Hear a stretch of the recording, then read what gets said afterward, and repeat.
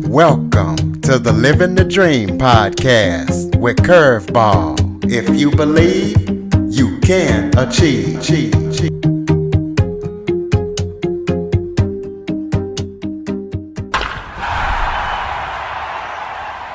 Welcome to the Living the Dream with Curveball podcast, a show where I interview guests that teach, motivate, and inspire. Today, I am joined by award-winning urban fantasy and paranormal romance author, Melissa Sercia. Melissa has a passion for philosophy, mythology, and all things supernatural. She is the author of the Blood and Darkness and Beautiful Dark Beast series. She also enjoys cooking, so we're going to be talking to her about how she got into writing and be talking to her about her series and any other projects that she's working on. Melissa, thank you so much for joining me today. Thank you so much for having me. Why don't you start off by giving everybody a little bit of background about yourself? Sure. So I'm an author. I write urban fantasy, paranormal romance, as you mentioned. I've been published since 2018. I'm about to release my 8th book in a couple of weeks, actually. So that's very exciting. I'm from California. I'm half Sicilian, half English. I love to write. I've been writing since I was very young. And but just recently, in my mid-30s, decided I wanted to take it seriously as an actual career. So I wrote my first book when I was 35, and so it's never too late. Anyone listening, you can always start. But yeah, that's pretty much it. I write constantly. It's my passion. I absolutely love it.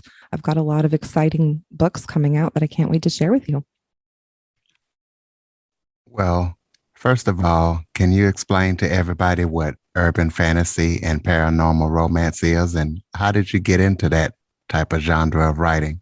Yeah, absolutely. So urban fantasy is fantasy that is based in the real world. So you may not have too many magical locations. There'll be a book that's maybe set in, New York or Cincinnati or Seattle or, just normal, actual real life places, but there is magic woven in. So a lot of like shows, for example, like the Vampire Diaries, is a good one where it's based in the real world, but you have all these magical creatures that exist in it. So that's usually what urban fantasy translates to. Paranormal romance is similar. However, the main plot in that genre is centered around the romance, and then the magic is more of a subplot. Whereas in urban fantasy, the romance tends to be the subplot. So that's usually what separates the two genres. I got into writing urban fantasy first. My first series was urban fantasy.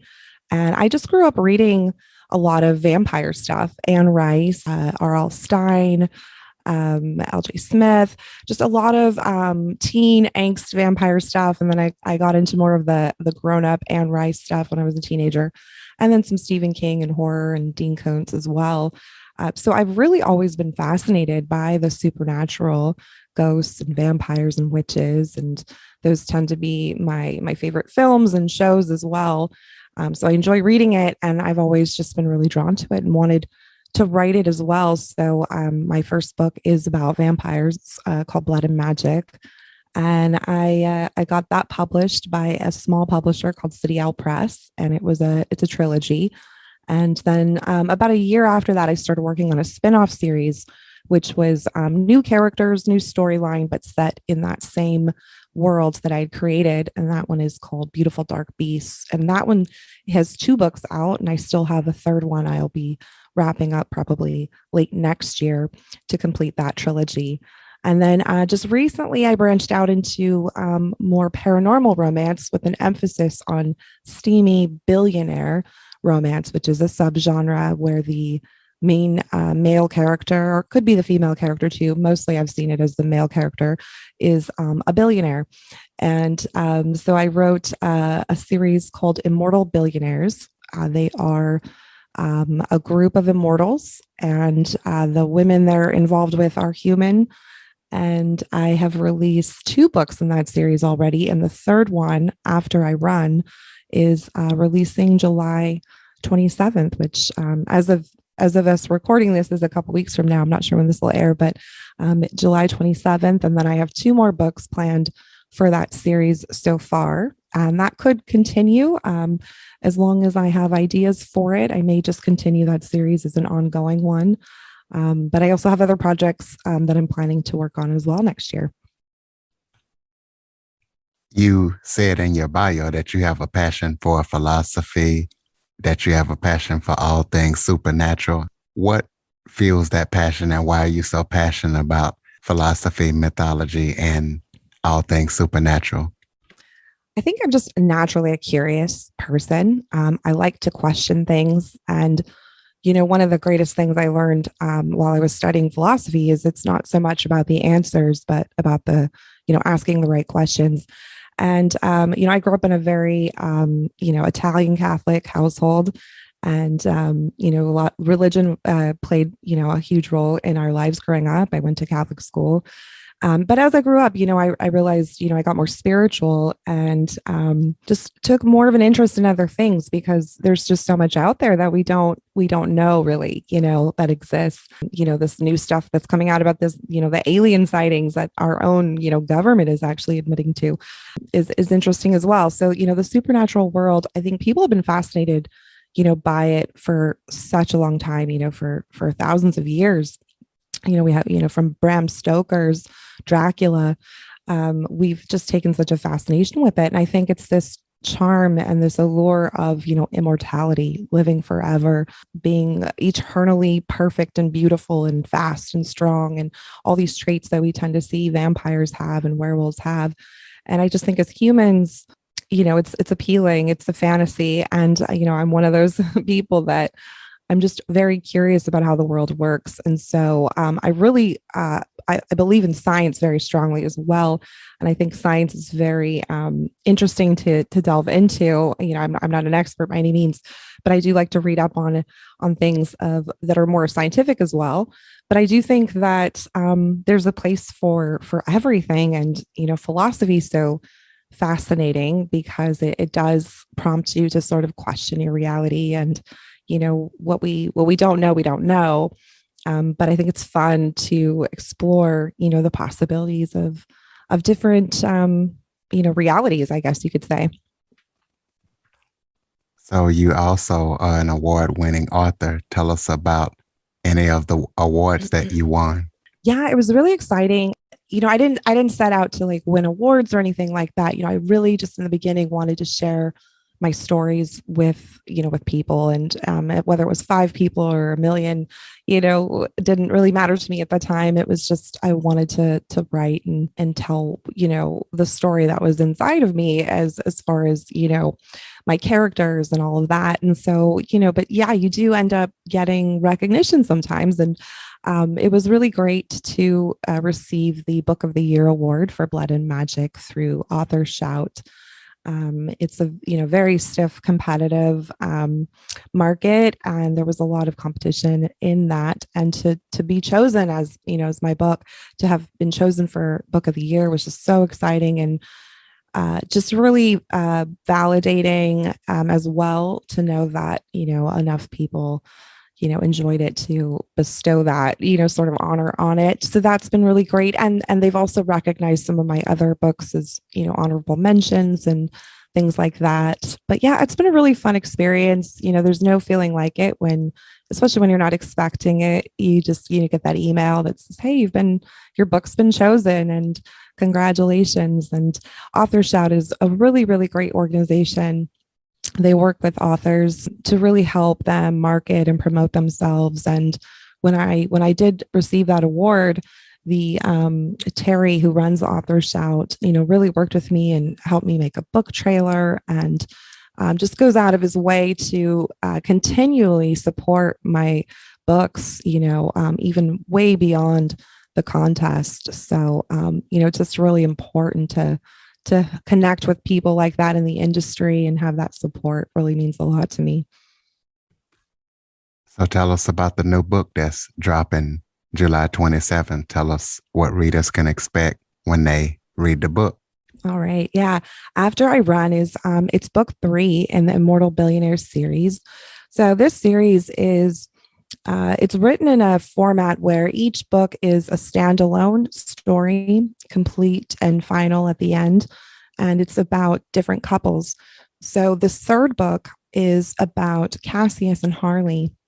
Cassius is a werewolf, and Harley is a kind of young, fiery, independent computer hacker who has been, hacking into his accounts for, unknown reasons. It soon becomes obvious that she is working for one of his enemies. And so he basically, captures her. He doesn't know she's a woman to begin with, first of all. He thinks it's just a dude. So he captures this hacker and is shocked to find out it's a woman. And of course, as the events play out in the story, they do start to fall for each other. It is a romance novel. And there's lots of excitement, lots of intrigue and suspense, and it ties up a little bit more of the underlying story arc that I had going through this series since book 1. So there is an underlying story arc, even though the books are standalones for the most part, as far as the couple's romance story that gets wrapped up. Yeah, so I'm really excited to write a book just about werewolves. I've always had them in the background in my other books. I've always focused mostly on vampires. So this was fun to be able to just write a shifter werewolf romance. So you have some interesting series topics as well as titles. You're not just a regular author that just writes a book about a certain subject. You got it all broke down. How do you come up with your series topics and titles? Yeah, that's a really good question. Sometimes I'll dream about them. That doesn't happen often, and it's not exactly reliable, but that has happened before.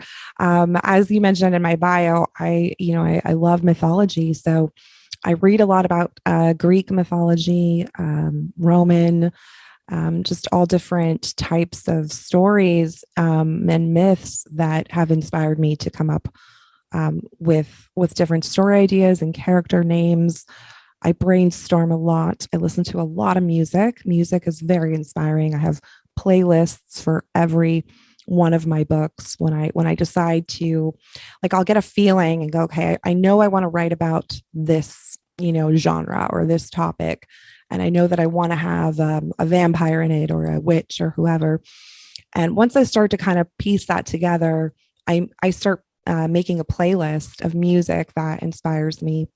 And that really helps. And sometimes I'll just sit and listen to that music and jot down notes and phrases. Sometimes it'll be just a snippet of dialogue that comes to me, and I'll have this whole conversation between two characters that I haven't even fleshed out yet. But that will sort of prompt me to get more closer to, actually conceptualizing the entire novel.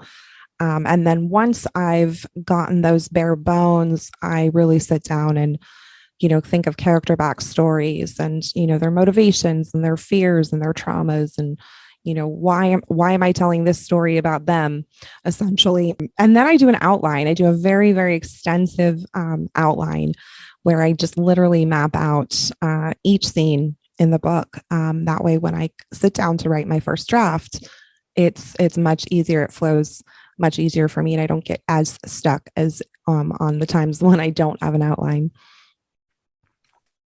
So you talked about some projects that you're going to be doing. Can you tell us as much as you can about the upcoming projects that you're working on that people need to know about?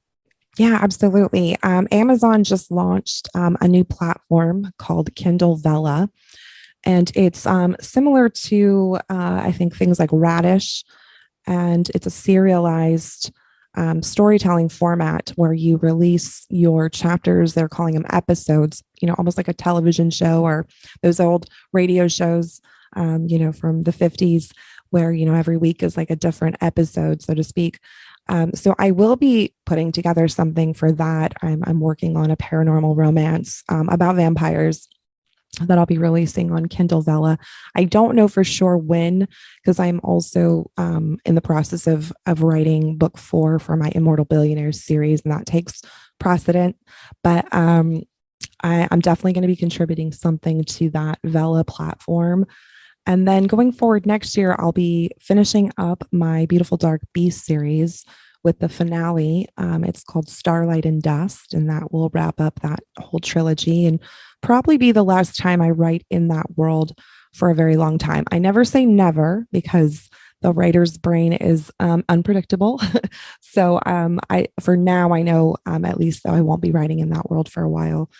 I'm working on a Southern Gothic paranormal romance set in sort of like a fictional town that I was like a West Virginia type of a town, but I'm not going to be using a real name of a real town. It'll be fictional. And that I can't tell too much about because I'm still in the beginning stages of working that plot out, but I'm really excited. It's going to be a little bit darker, borderlining on like the horror genre a little bit, but not completely.